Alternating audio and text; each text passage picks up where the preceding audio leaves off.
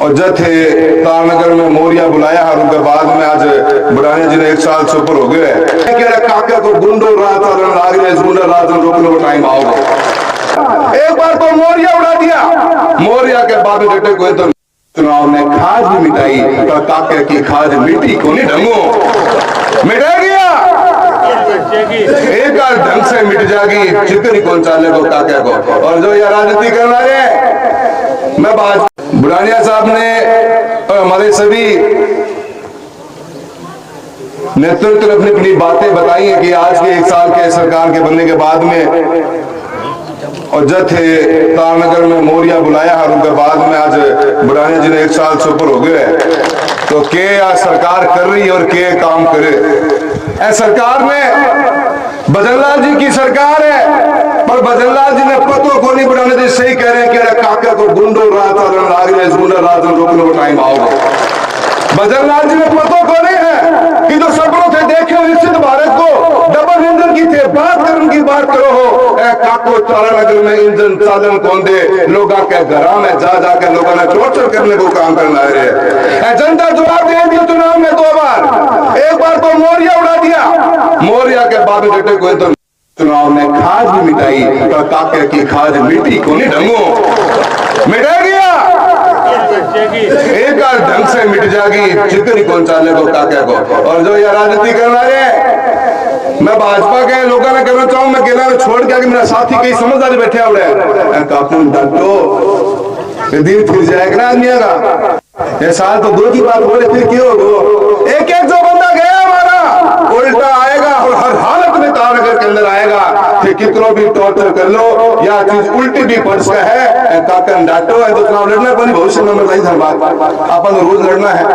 ये जो राह पकड़ रखे है ना, गलत हो आप, किसी की गाड़ी पकड़ रहे हो, कभी किसी के चलान कटवा रहे हो, किसान के वीसा भरते हो, किसान की लकड़ी गाड़ी भर ली आपने, ये किसानी का क्षेत्र है, किसान आपकी इस पकड़ा पकड़ी से डरे को नहीं।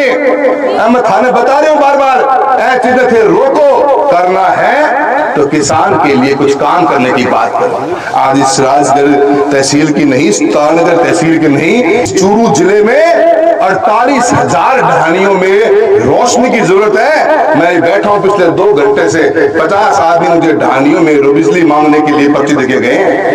48,000 ढानियों के अंदर रोशनी की जरूरत है। भाजपा को कुछ करना है तो काम पे दिमाग लगाओ। 1 साल हो गए थाने, आज तक आपने मीटिंग तक नहीं दी। आरडीएसएस के अंदर क्या काम चल रहा है पता नहीं। आज 8 महीने हो गए, 800-900 करोड़ रुपए का स्मार्ट मीटर का ठेका उठा पड़ा, काम चालू नहीं हुआ। आज तक आपने ठेका ये उस बात का नहीं उठाया आरडीएसएस के अंदर कि कृषि की लाइन अलग और देहात की लाइन, गांव के घरों की लाइन का फीडर को सेग्रीगेट करने का काम करना है। करीब करीब 400 करोड़ का ठेका, उसका काम पड़ा हुआ पेंडिंग, आपने उसके बारे में कोई बात नहीं करी। बिजली अकेले के अंदर इस चूरू जिले में हम 1500 से 2000 रुपए और लेके आए हैं, 300 करोड़ रुपए लेके आए थे। उस पैसे का काम को आपने आज तक शुरुआत तक भी नहीं करी। बिजली का ढांचा मेरा सरदार सर का इलाका है, सुजानगढ़ का, बीता सर का, जहाँ रोज लाइटें कटती हैं, जो रोज पूरी जगह की मोटर जलती हैं, क्यों जलती हैं? क्योंकि इनके ध्यान को नहीं, ये तो लोगों के वीसीआर भरने में दिमाग लगा रखे हैं।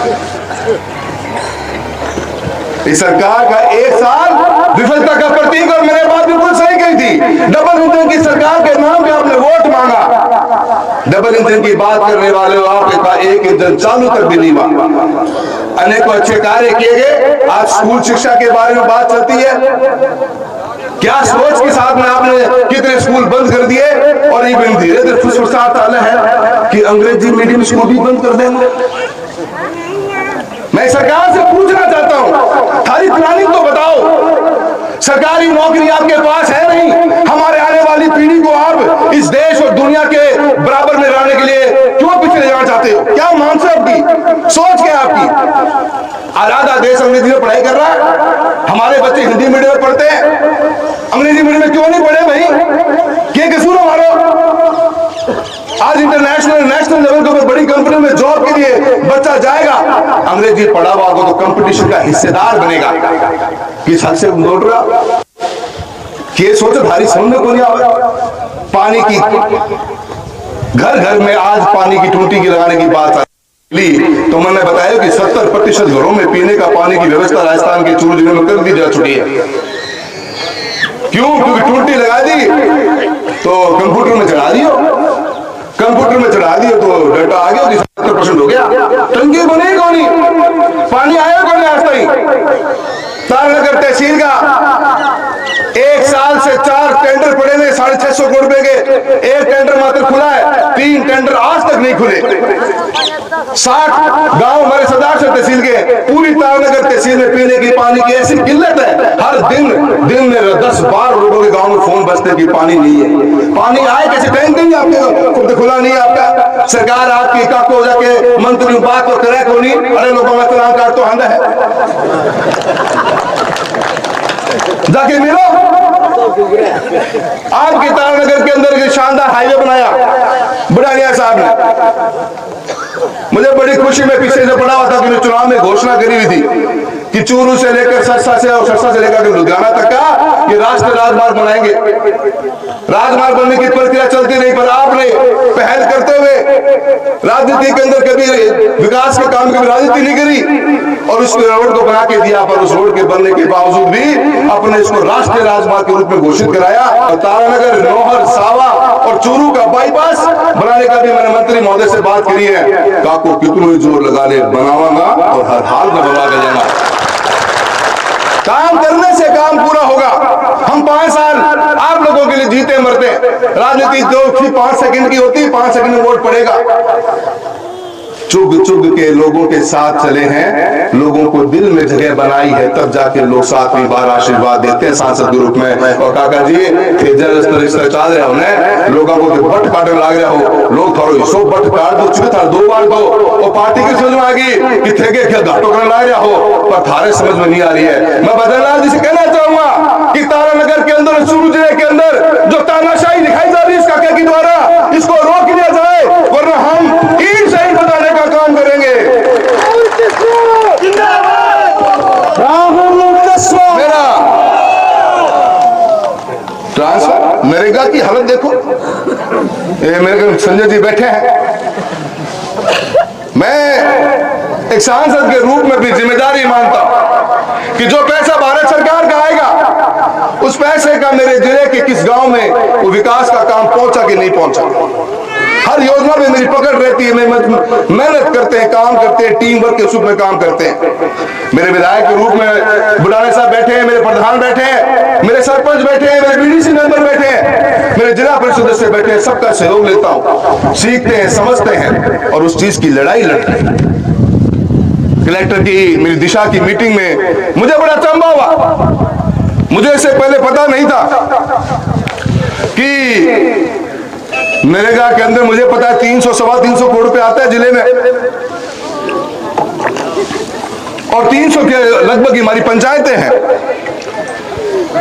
काम देखा तो 150 करोड़ की लेबर के काम में से 44 करोड़ तारनगर को दिए। मेरी कोशिश रहती है कि जिले की हर तहसील को पैसा बराबर का मिले, विकास हर गांव में बराबर का चाहिए। कहीं कुछ 19-21 कमी है तो समझ में भी आ जाती है, पर बराबर का मतलब कहना 20 करोड़ दो, 22 विदेश का, 25 विदेश का, पर कहना 18 दां और काका ने 44 दां तो चल रहे नहीं है चीज। और काके ने भी 44 देके। तारानगर तहसील की पंचायत कितनी है प्रधान जी, कितनी पंचायत है? 33 पंचायत में एक ज्यादा लाडलो हो रही है, 15 करोड़ रुपए दे दिए उन्हें। मुद्दा उठाया जाएगा हर हालत में, इसकी जांच करी जाएगी कि कौन कौन से लोगों को आपने नरेगा का पैसा दिया, कितनी दूर से आए वो। भाई खातों खुलवाऊंगा, आवाज है चूरू जिले की, लोकसभा में गुंजेगी, तारीख 1 लाग रही है, हम देख ली सारा जना।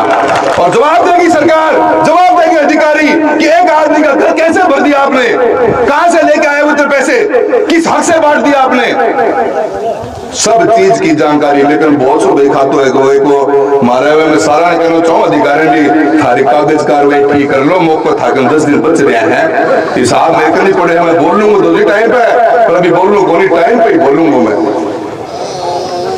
ये जिस तरह की राजनीति चल रही है, हमारा फर्ज ये है कि हमारे क्षेत्र में अच्छी रोड्स बने, शिक्षा प्रणाली मजबूत हो, हमारे बच्चों की शिक्षा ऐसी हो जो आने वाले समय के हिसाब की तैयारी के साथ में आगे बढ़े वो नए नए राष्ट्रीय राजमार्ग बने।